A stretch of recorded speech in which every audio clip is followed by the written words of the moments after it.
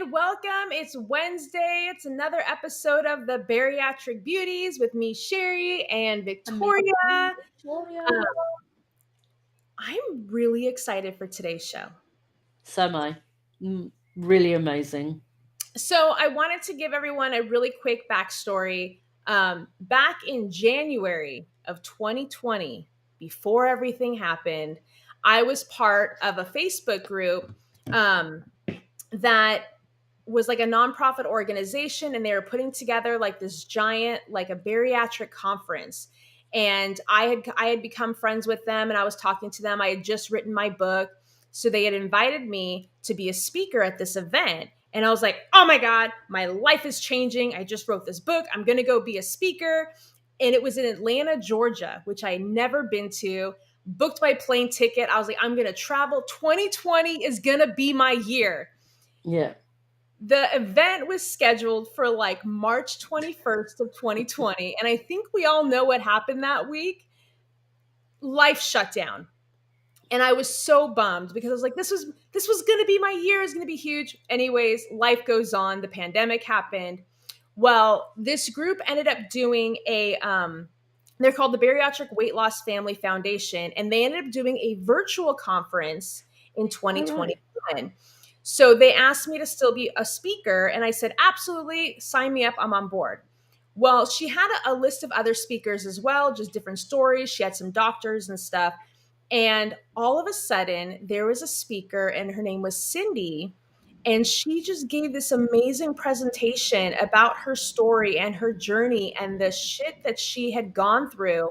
I was literally moved to tears. I was so blown away by, number one, her vulnerability and talking about things that were hard to talk about, and the courage that she had, and was able to do all of this with a sense of humor and lightheartedness. And I was just so blown away that soon after that, I was like, I have to be her friend.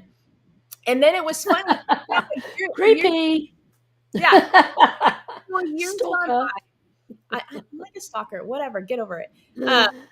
So when you and I created this podcast, I had told you, like, I think early on, I was like, there's this woman I really want to have on the show. I think she'd be amazing. And we reached out to her, and she graciously agreed. And she's here today. And we're just so excited. Very. So I met her obviously only a few weeks ago, and she's just adorable. Just so exciting today for me, because obviously I've only known her a short while. Yeah, her story is just going to be amazing. And so, should we waste any time, or do we just bring her right on? Yeah, go for it. Let me do it. Let me do this. I'll let you do it. Yay! Hello. First and foremost, because it's not on the original video anymore, we always like to have a disclaimer that Victoria and I at the Bariatric Beauties, we are not medical professionals. We're just two badass chicks that meet every week and talk about bariatrics and meet people from all over the place. So we want to make sure we put that disclaimer out there. And then first and foremost, Cindy, thank you so much for joining us today. We're really excited and can't wait to really delve in and just talk to you. Thank you for bringing me on. Absolutely. So I figured we would just start off, and if you want, you can have the floor for a little bit. We're going to put you in the hot seat, and maybe just tell us a little bit about your backstory, like what led to obesity, just kind of like the early days. Okay, this is going to be a little weird for some people. So I was not always this beautiful woman. I was a ruggedly handsome man at one point. So I was really skinny. I joined the Army when I was 17. I was 6 foot at the time, and 165 pounds. I mean, I could hide behind a pencil. I was really thin. And I put on a lot of muscle in the military. And then when I got out of the military, a lot of things were happening that I didn't understand that was going on. I ended up, falling in love with somebody. We got married. She turned out to be an absolutely horrible person. And the way she left triggered some PTSD that we didn't know that I had. And that sent me into this huge emotional spiral. And I already put on some weight because you do that when you get older. And I was 22 when I got out, thinking I could eat whatever I want. I don't have to exercise. I'm 22. Turns out that's not true. I can't eat the way I did when I was in the military. When you're in the Army, you could eat, an MRE is about 3,500 calories, and I could eat 3 of those a day and not put on weight because I was working hard enough. Yeah. I didn't do that as a civilian.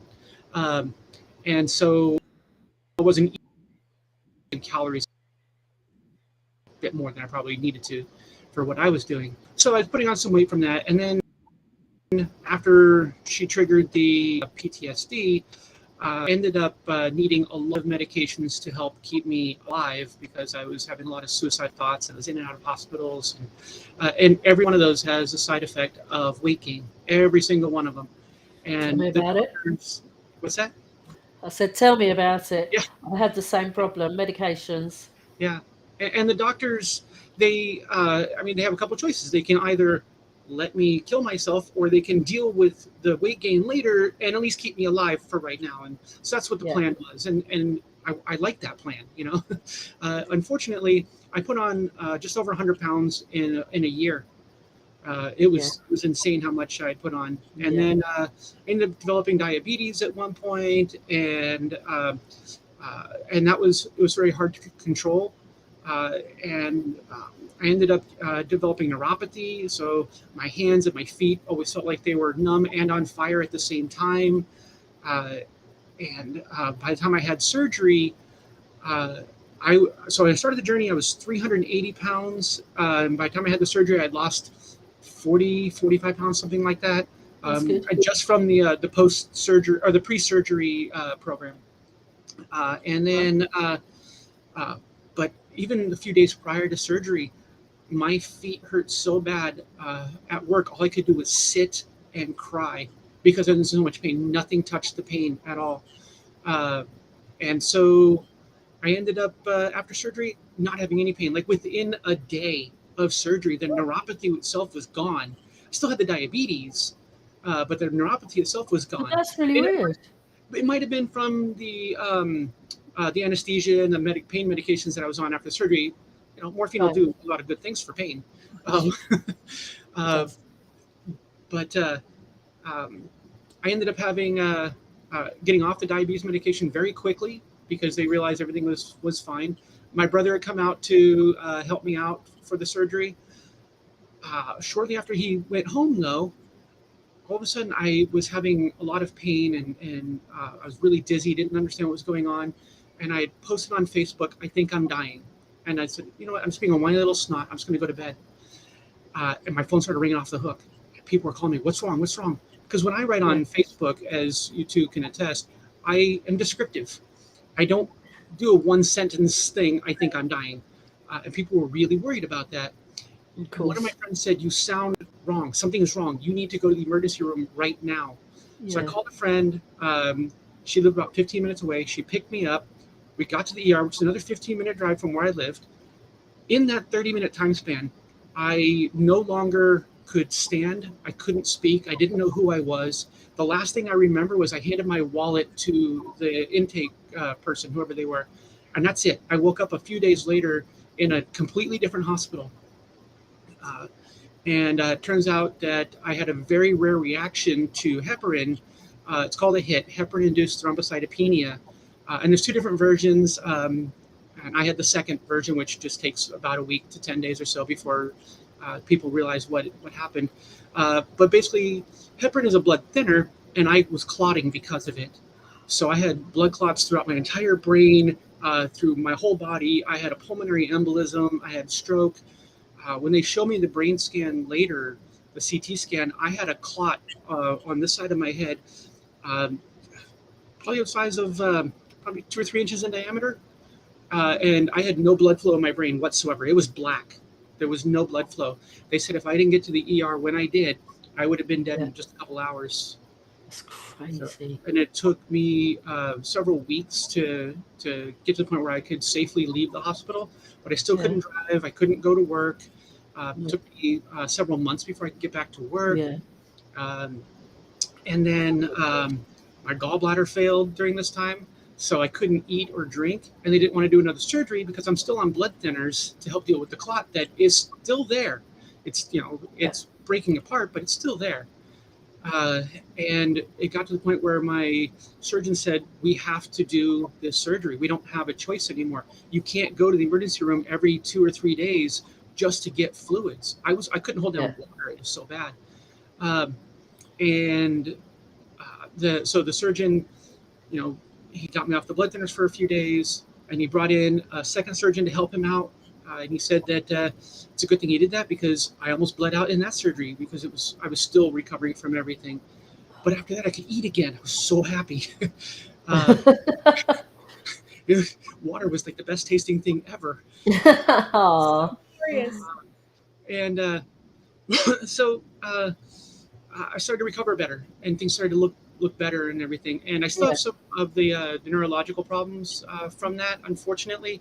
So I have, even though it's been several years, I had migraines that were developing. Now I have one that doesn't go away at all. I've had this one for over 2 years now, and we're trying to get that treated. Crazy If it stuff. weren't for my It's surgery awful. teams, I would be dead. I really would be. I would have been dead from the obesity, for sure. Mm. I would have been dead from the hit if my surgery team wasn't prepared to deal with that. My surgeon had been a bariatric surgeon and the head of bariatric surgery at Virginia Mason in Seattle for quite some time. He'd been a bariatric surgeon for over 30 years. Um, so he was familiar with what to do, and his I team was was going to say incredible. crazy stuff. Yeah, and it's unfortunate that they have to be ready for the bad stuff, but it's a surgery. Bad things can happen. Uh, but they were on it. They knew what to do, and they took care of me, and they made sure that I was taken care of, and they made sure that the people they Yeah. kept me up with were highly qualified, that they weren't going to just disregard things or anything Mm. like that. So, so I have to give a lot of credit You to. were in the best hands. I Yeah. was, yeah, yep. And the surgeon has since retired. He was retired last year, but he's old. He should probably retire now and enjoy his life. um, uh, and then just a couple years ago, I finally came to, after a lot of soul searching, came to the conclusion that I'm a trans woman and I have a lot to try to figure out who I am. And trying to go down that road has caused all kinds of confusion because nobody knows what my diet's supposed to be like. Nobody knows what the medication doses are supposed to be like for me. Nobody knows any of this stuff. There's no research on any of this stuff, you know. And if you think about it, it's kind of important for everybody to know because just because I'm adjusting my hormone levels doesn't mean that there aren't cisgender people who also have different hormone levels, I Mhm. am at the moment. and I'm they going should. through menopause and it is playing up with everything. So, Yeah, yeah. yeah. And where hormones get stored in the body, and stuff like that. And it's all very important to know. And we don't Yeah. have enough research on this stuff, and we don't tell patients about it. We Yeah. No. just assume that they know. Yeah, and if I can jump in really quickly, Yeah, on this show, we're always, promoting all of the good benefits, everything that happens, as a result of weight loss surgery. And yeah, you might lose some hair. Like some people have very minor things, but the biggest concern for people is what happens if there's side effects? What happens hmm if somebody, Yeah. has something bad happen or you become that really rare statistic? And one of the things that we wanted to do on this show is we wanted to be real with people. Like this is a possible reality for you. And but at the end of the day, we don't know what's going to happen, but we do know that no one's going to know our actual body better than we are. And how crazy is it that a simple Facebook post literally saved your life? Mm. That hmm was, It's oh my God, because that was so people good. know people knew your personality so well that a simple sentence on Facebook, they're like, nope, something's off, something's not adding up. And had that not happened, had your body not put out that sentence on there, you would not be here today. right. That Yeah, is I'd be dead. That's a scary thought. hmm insanely powerful. And that's why, and I'm sure like no one, I could not even imagine the shit that you have been through just in that aspect alone. The residual issues that you've had as a result of it with the migraines and everything. But the one thing that I love about you is you don't let it break your character and you don't let it break No, you down. You still have a you sense of don't. humor about it. I'm sure there's some days where you're cursing everything and Yeah. anybody in your vicinity, but for the most part, you're like, I can still do this. And maybe it's because of your entire life story and there's been multiple hurdles. that you've had to cross, you're like, I can just accomplish anything. But it's just, it really is truly remarkable. Well, I can either let it bring me down, or I can use it to help other people and not let it bring them down, because it Yeah. can't happen, like you said. Um, I can be miserable the rest of my life. I tried that. It wasn't fun. I didn't like that. So I'm going to try something different, and I'm not going to be miserable. Yeah, I absolutely. Yeah. I So admire you for that. That's yeah, that's a really good going. That's a really good mindset, obviously. 100%. Make or break. And so just to backtrack quickly, when you got it, you said you were like around 384 Hmm. pounds, I think you had said. Yeah. Now, for somebody who is in your position, who is extremely disciplined at one point in their life, and they were a pencil, and that you were very active, you were very muscular, you had all this, and then like you had this complete opposite transformation into the obesity world. What was it for you that kind of finally made the decision, like, you know what, I might have surgery, might be my only option right now? Well, my psychiatrist talked to me about, at the time, lap band was the big thing. She was talking about the lap band, and really pushing that idea. But my primary care provider didn't want to go down that road, and I wasn't sure. I really felt like I could do it through diet and exercise. And every time I was trying, it was getting harder and harder. It wasn't, no matter what I was doing, it wasn't working. Part of it was I didn't understand nutrition as well as I thought I did. Um, and I don't like gyms, but in the military, you don't have to exercise in a gym. You learn how to use the world as your gym. Yeah. Yeah. So because you don't have a gym out in the field, you have whatever you have with you. And then my brother had the surgery, and a couple of my I friends. was just about to say, I was just about to say to you, you had a whole group of people around you, didn't you? Yeah. So that would have helped, I suppose, to decide that this is okay, and which surgery to have, because of the group around you. Yeah, it was coincidence. They had all done it. We hadn't Yes. talked to each other about, so and so's doing this, you're doing that. It was mentioned, hey, I'm doing this. I think it might be a good idea for you.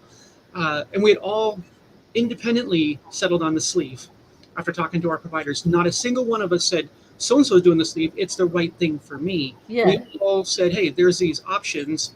What do we want to do? What's the best thing for me individually? And we all happened to, at the time, come to the conclusion sleeve was our best choice. Yeah. That's funny that you all decided that, individually. Yeah.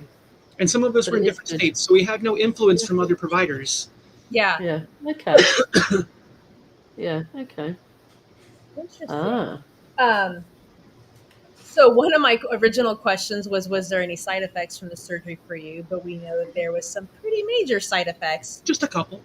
Just a few. Yeah. There was a story that you had told us when we were talking beforehand. Mm-hmm.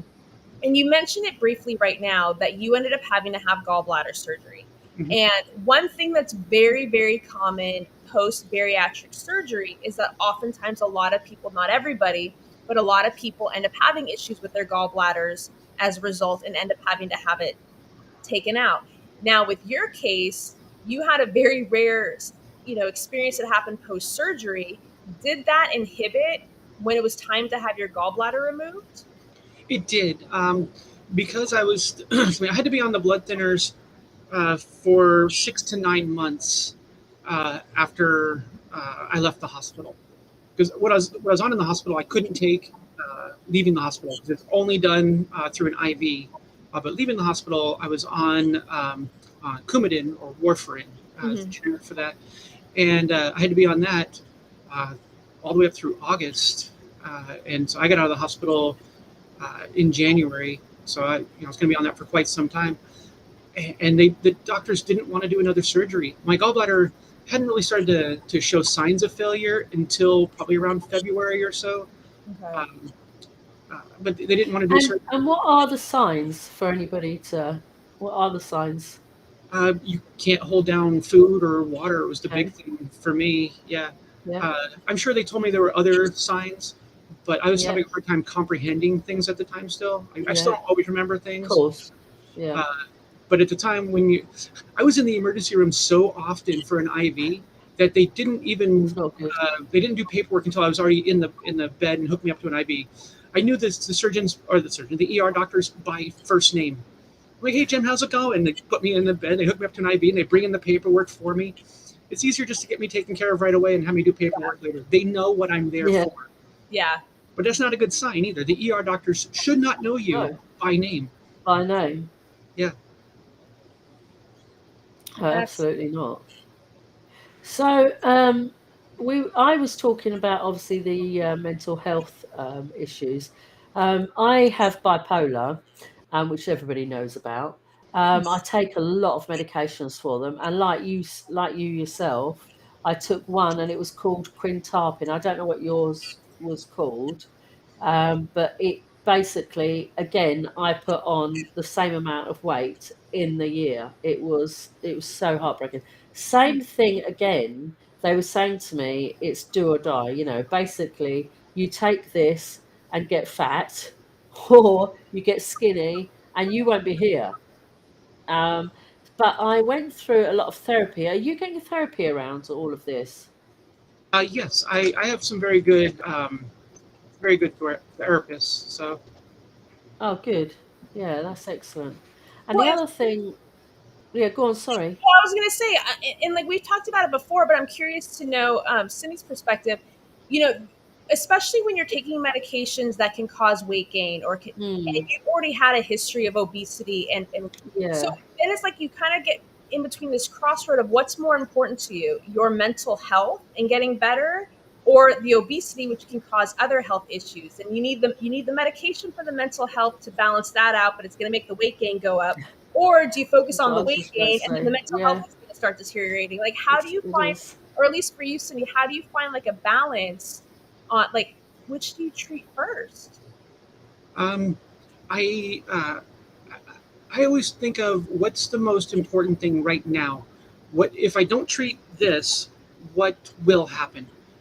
So the weight gain, yes, it was making my life more difficult, and in some cases, with like the neuropathy and stuff like that, ended up becoming miserable. But if I'm dead, I can't deal with that at all.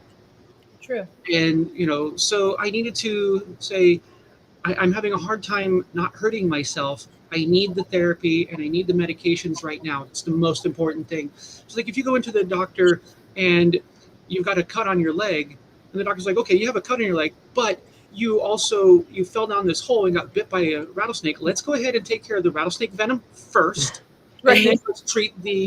let's go ahead and worry about this cut on the leg second. Put the bandage on there, but let's get to the Yeah, important thing yeah, first." So yeah. it's just doing That triage, makes sense. just in a different form. Yeah. You know, your diabetes. Hmm. So you had the diabetes, obviously, at your highest weight. When you lost, because you lost weight, didn't you? I did. I lost a lot of weight. I lost. I got from 380 down to 265 pounds. Yeah, that's amazing. And then, what made you put back on the weight? Because you actually put back on the weight. I've added weight back on. So there's a few things. One, the migraine and the dizziness that comes with that makes exercise incredibly difficult. Oh, yeah. Even right now, I'm dizzy. I don't know if you notice every now and then I'll kind of close my eyes and I'll wobble a little bit because I'm dizzy just sitting here. Um, Oh, and darling. so when I exercise, that gets worse. Uh, Yeah, I can and imagine. and I had some people I was going to start trying to go exercise with, and then the pandemic hit, and nobody wanted to go anywhere or do anything. I don't blame them. I didn't want to get COVID Yeah, either. You Yeah. know, it doesn't matter how mild it is or how dangerous it is. Uh, Being out of things for up to 2 weeks doesn't sound like a good idea to me. And I yeah. work in healthcare, so the last thing I need to do is not be at my job. People need me, Mm, Yeah. um, mm.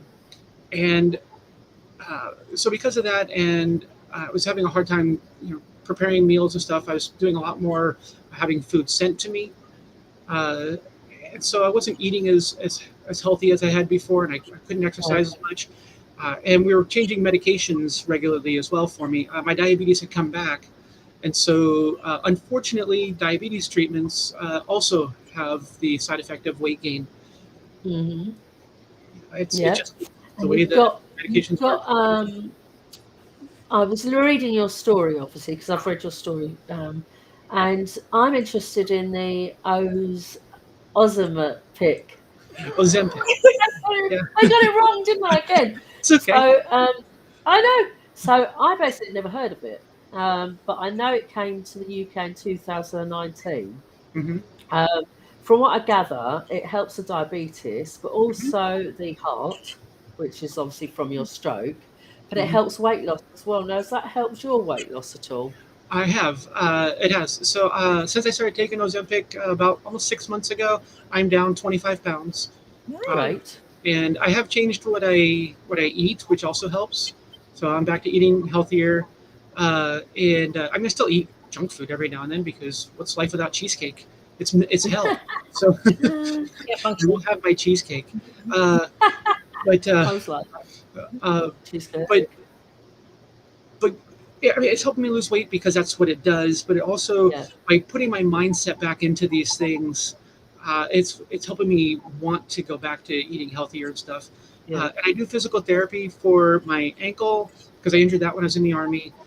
And I'm doing physical therapy. They call it vestibular rehabilitation. That's to help with the right. dizziness. And so I go and do that, and that requires some exercise for those. So that I do get some exercise, and I do some exercise at home. I was trying to go to the pool for a while, but it's very challenging to go to the pool for me right now Yeah. for a variety of reasons. Part of it is exercising in the pool makes the migraine worse, uh, Oh, and that's a smelling the shame. chlorine we think Oh, might be triggering it because chemicals Oh, can trigger it. Plus the dysphoria can make it kind of rough too. Even though I've yeah, had zero problems where I go, it doesn't mean that my brain isn't saying that yeah. that there could be a problem at any point. And yeah, I can see how that can cause anxiety over like there of the potential problem that may or may not exist can make you more yeah. anxious and kind of start Yeah. the whole process. Um, so obviously your story just has like so many different variables and twists and turns everywhere. Right. Um, and one of the things that you do talk about is the transition, literally and figuratively, that you've gone through. Hmm. And one of the questions that I had is, um, at what age did you kind of realize that maybe something was a little different, or that you felt a little different compared to what we were taught as like the social norms? um, when did that kind of start for you? Probably around 6 or so. I was really young, but trans the word transgender, even though it's been around since I think the 60s, it really Mhm. wasn't in the vocabulary for most people until the 90s. And even now, a lot of people still aren't familiar with the word, even though it's more Mm. commonly used. So at 6, I don't have an adult vocabulary, especially when adults don't have the same words that I would need at the time. So I couldn't even describe that at the time. Uh, No. and I grew up in a very conservative military family. My both my parents were in the military at the time. Their parents were in the military. Their parents were in the Okay, so military. you had to be in Aunts and the uncles. military and you You had know, to be down that way. yeah. I mean, they were strict, and we had certain things that boys do this, girls do this. It's just the way it is. I don't think that they meant any harm by any of that. They just didn't know No. any better. Yeah. And and then as I got older, I had learned, don't talk about these things, don't bring them up, Oh, really? because you will be humiliated for it. So just keep it all to yourself. And then as I started getting into high school and middle school and all that, and getting a little bit more intrigued by other people, I started thinking, am I gay? Am I Yeah. bisexual? I didn't know what word bisexual was. I'm like, well, if I like men, I must be gay. Yeah, I like women too, but I like men, so I must be gay. Um, and I didn't really understand any of that either. This was right at the height of the AIDS scare, and so gay people were killing everyone because of this. Is what the narrative was, and It's even my insane. conservative parents were very quick to remind us that HIV and AIDS is not a gay disease. It, Right. you know, it's it affects the immune system. You can get it from all kinds of different ways.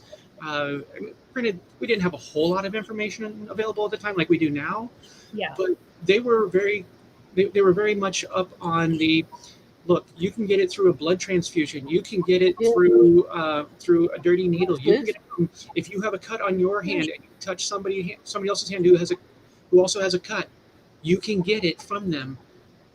Because it can be transferred from blood to blood. It does not care if you are male, female, gay, straight. The HIV does not care. Mm. So, and now we know more about why it affects the gay community more, and it's just because of the way the intestines work. Yeah.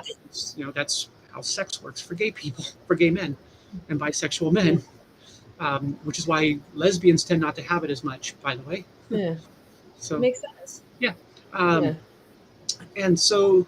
But in the army, when I joined, you could not be gay at all. There was no don't ask, don't Oh, tell. I got that was back outwired. then, wasn't it? What's that? It was back then, wasn't it? They didn't Yeah, like that at all, did they? no, not at all. I joined in 1989. I got out in 1993. That was still a few years before don't ask, don't tell became policy. So I had to hide everything about myself because I wanted to be in the military. It was a dream since I was a toddler. I knew I was going in the military. It's what I wanted with my Yeah, life. yeah, So um, and, I'm glad I went in. I'm glad I did everything that I did and all that. I just yeah, wish I could have also been who I am to do it. yeah, of course. Yeah, Yeah. And then, so because you didn't even start this process until after you've had the whole weight loss right. surgery. So, what was it for you that kind of became like the deciding factor that I'm ready to be who I'm supposed to be? Like, was there a lot of mental struggle that went with that? There was a whole lot. I had started to think about exploring more of who I was, and at the time, again, I was still thinking I was just maybe an effeminate gay man or effeminate bisexual man, and so I started coming out to some of my friends about some of these things, hoping that they hoping that they Might could know. help me out, either understanding who I am or helping me find somebody to Mm, be with, because the last thing I want to do is you know get together with somebody and then find out that this person is dangerous, that this Right. person could actually hurt me. Uh, Many states still have on the books where you can legally assault or even kill somebody if you think that they are gay or transgender and you are dating them. While nobody has ever been prosecuted, nobody's ever gotten off on that. They have had lighter sentences because of that. Even in the state that I live in, a very liberal state like Washington State, they just recently removed that law from the books. go for But that. but people still, even today, still will hook up with somebody and say, "Oh, you Yeah. were gay. You tried to convert me," and murder them, and they try to get off on this. Mhm. Yeah, it's scary stuff. Never So heard of things. That's yeah, I've never heard of Yeah. anything like that. yeah. So I try to be I'm careful. 50. I'm the same age as you, Yeah, you don't look a day but over 40.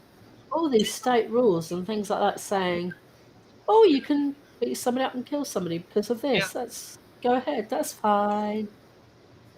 So yes, I started coming out to my friends, and then one of them, she realized that I was transgender before I did. And so she set me up with one of her friends who is transgender, and was a major advocate for transgender rights throughout the country, but lives here in Washington.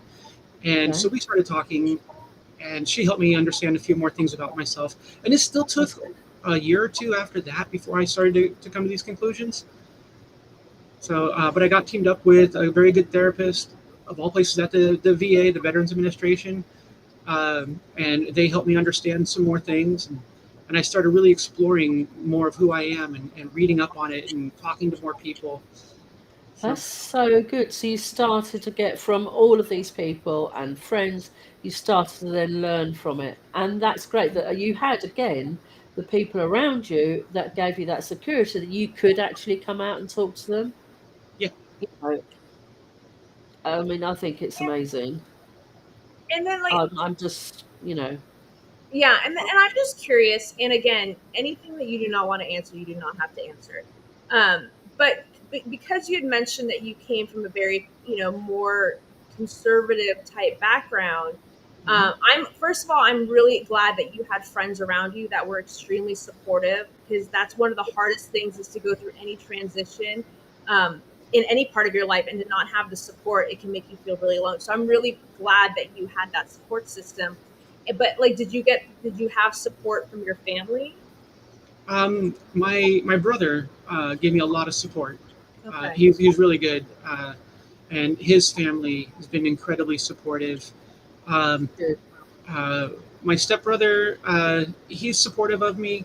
We don't talk much though, for different reasons, and I don't know about my sister at all. We haven't talked in years, for unrelated reasons.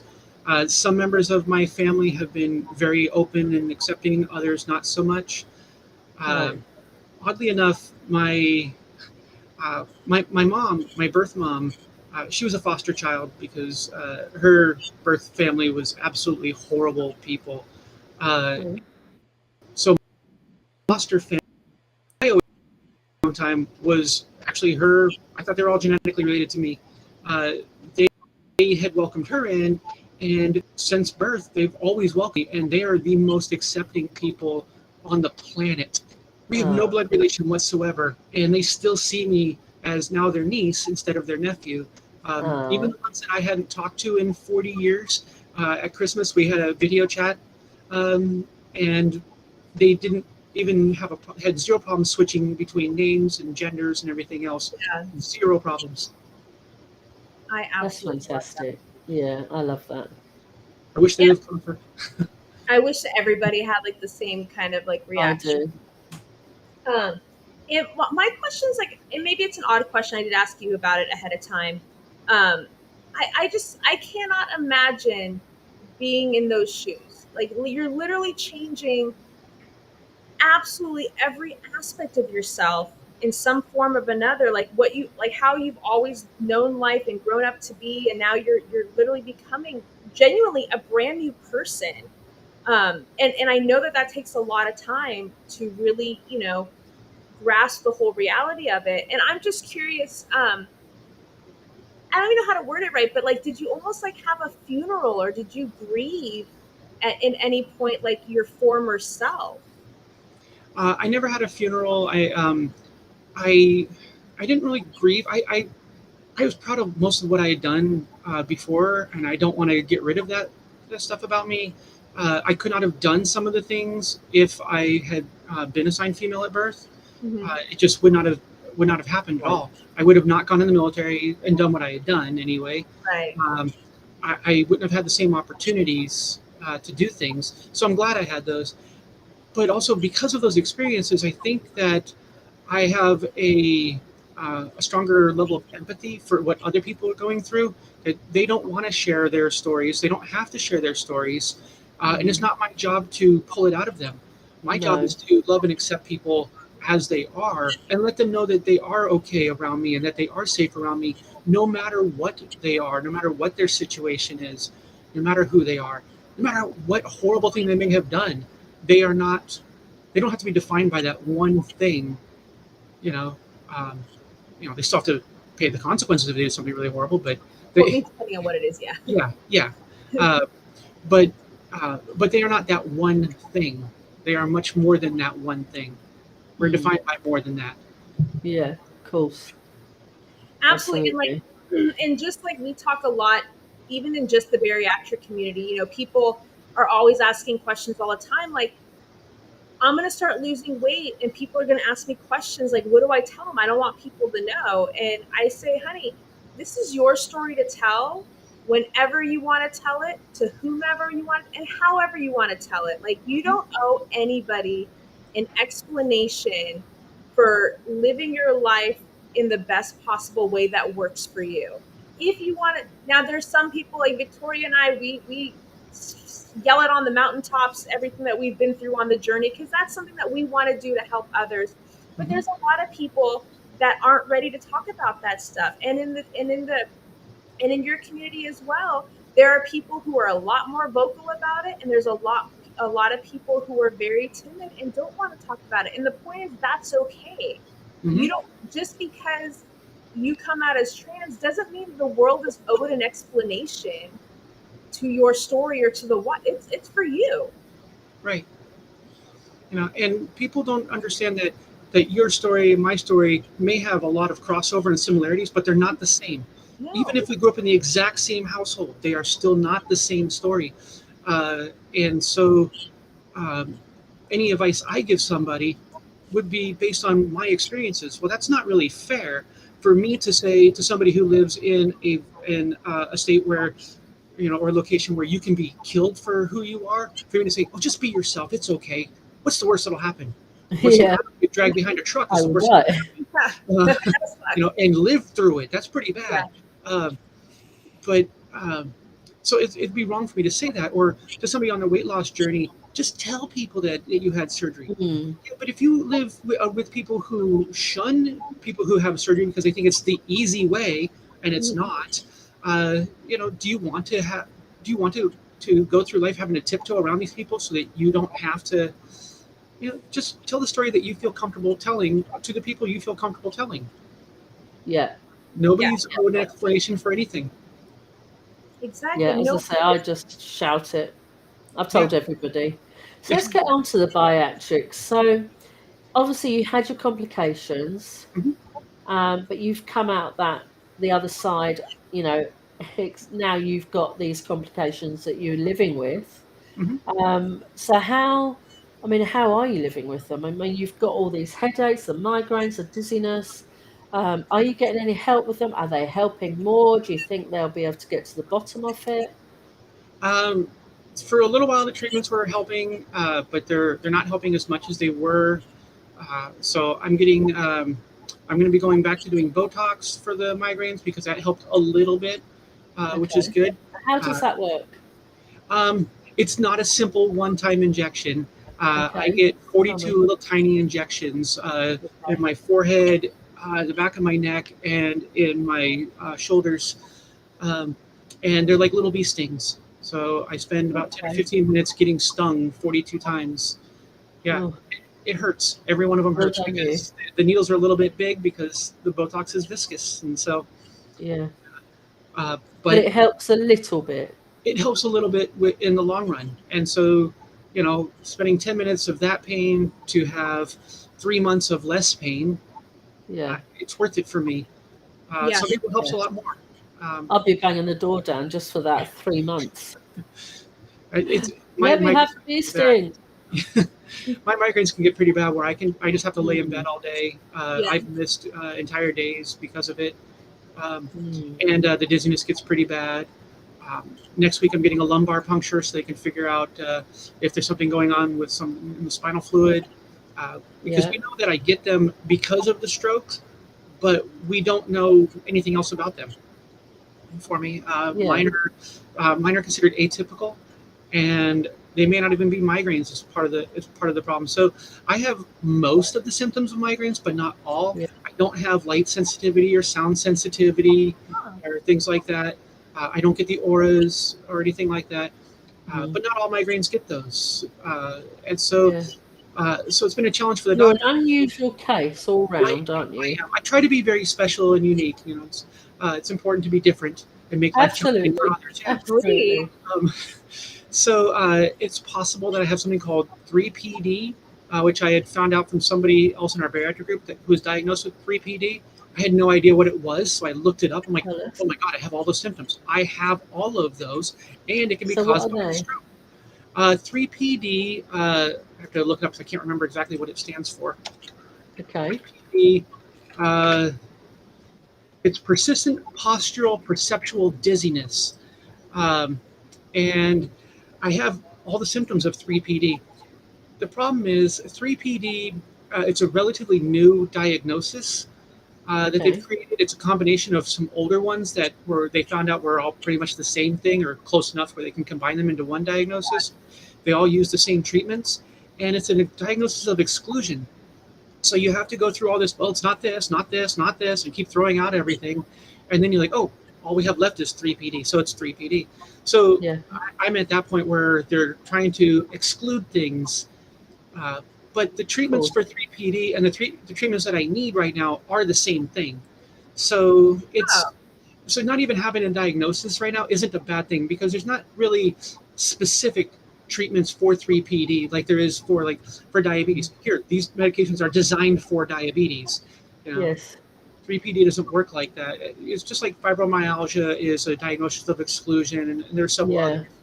So And then, like, at least, obviously, you're not 100% pain free, migraine free, or right. anything.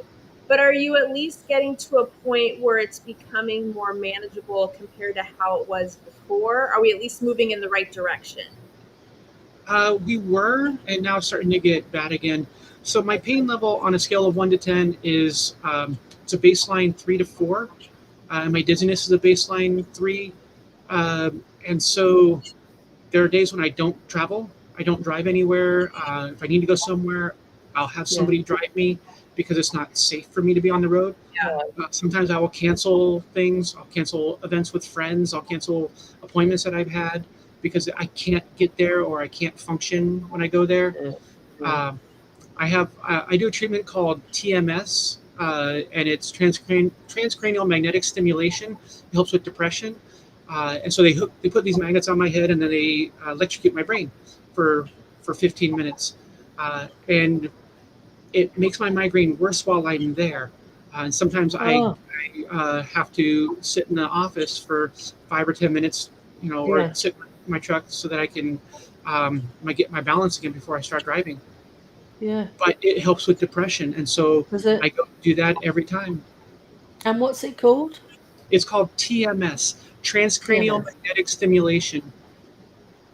Oh, So Um, I, darling, what you've been through.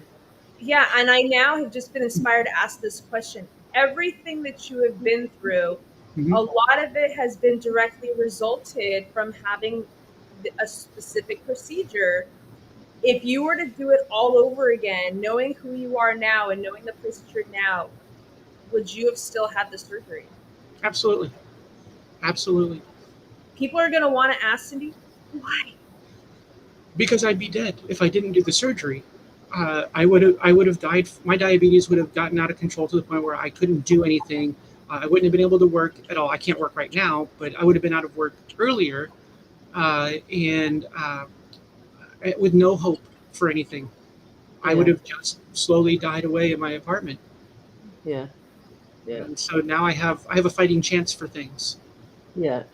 Yeah, And you're a fighter. you're definitely a fighter. So what advice would somebody who comes up to you right now, like, Cindy, I'm 400 pounds. I'm kind of thinking about having the surgery. Obviously, you can't tell me what to do, but Mhm. what advice would you give me or give to somebody who's thinking about having weight loss surgery?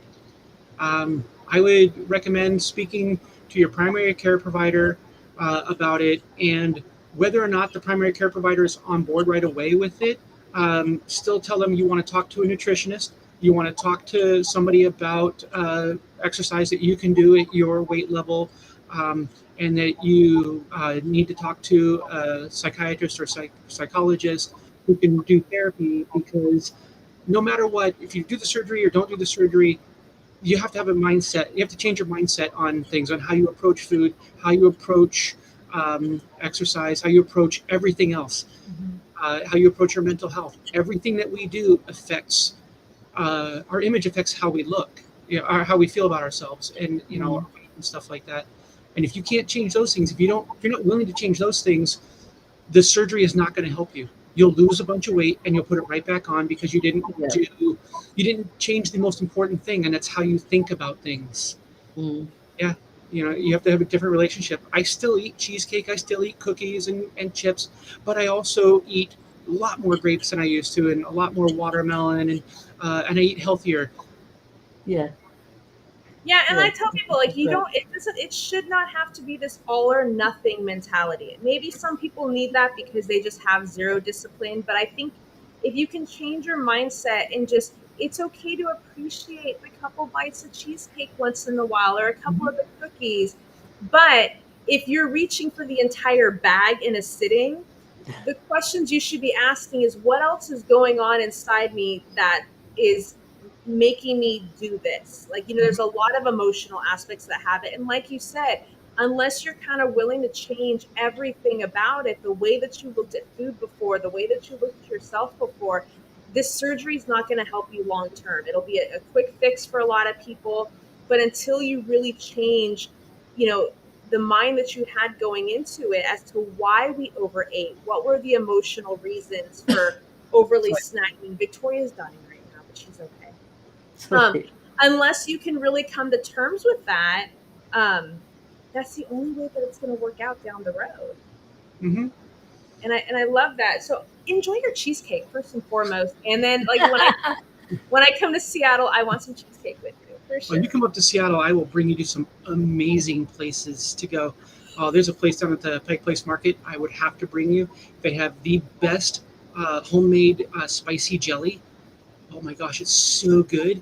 I did it with scorpion pepper, strawberry jelly with scorpion pepper in there. So good. I put it on. I'll bake a chicken breast and I'll make a glaze out of this jelly, and I'll put the jelly on top of it. I'll put the glaze on top, and I'll serve it with broiled asparagus that I put avocado oil and crushed ground pepper on there, and that's the whole 3 dribbling. Well, so good. Victoria, didn't you just hear she's inviting you to come to the States so that you and I can go to Seattle? Went out. No, I'm coming. Yeah, she's admitted. I love that. She's admitted live on camera. She's cooking for us, Victoria. No, absolutely. Tonight I'm making probably a salsa chicken or a pesto chicken recipe that I was just about to say, what are you having for tonight? It's either going to be one of those, or I found a recipe for a ground beef zucchini skillet meal. I can't eat ground meat anymore. I can have meat, but not ground meat. It's just too dense. So I get the Impossible meat, and it tastes just fine with this. Yeah. So it's still going to be high in protein. I'll still get my veggies in. Yeah. And it's going to be really good. It's really good. I keep my recipes simple. I don't like to have a lot of prep. I don't like to be sitting over the stove cooking the whole time. Sure knows. So, yeah, I want to find quick things, but I'm trying to find more recipes that are not only like quick meals, because we're all busy. We all have crazy lives. But I don't want just bland crap anymore. I want, like, there's short meals you can make that have flavor and have like aromas, and that's what I've been working that's what I'm after as well. Yeah. I keep saying to you, I just need flavors. The salsa chicken is going to be just full of flavor. Yeah. Victoria, how quickly can you fly to Seattle right now? I'll meet you over there. I know. It's a 9-hour flight probably for you. 9-hour flight? I can do it. You can do it. Just leaving. I think it's an hour and a half for me. Like, that's nothing. I'm coming over. Yeah. Is it an hour and a half? I think so. Probably an hour and a half, 2 hours from down there. You could drive up here in about 22 to 26 hours from where you are down there. Yeah. You could drive here, Victoria. I'm not driving. I love you. I'm not driving 22 hours in a car to come see you. I'm getting on a plane. But you could stop at the Redwood Forest along the way. It's true. And I've driven to Tahoe and just in that area, it's absolutely gorgeous.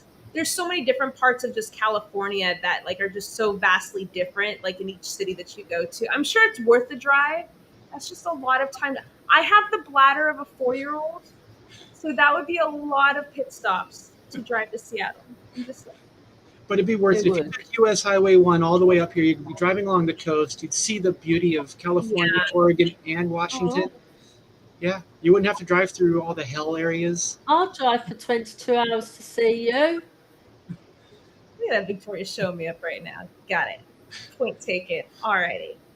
I can't believe that the hour's almost up. But one of the questions I did want to ask too, on the more serious note, before we make it more fun and lighthearted, is we got your advice for people who are thinking about weight loss surgery, and based on everything that you've been through with your other transition and stuff, what kind of advice would you give to somebody who's on the fence, who's thinking about it, who just kind of doesn't know where to start? Like, what advice would you give?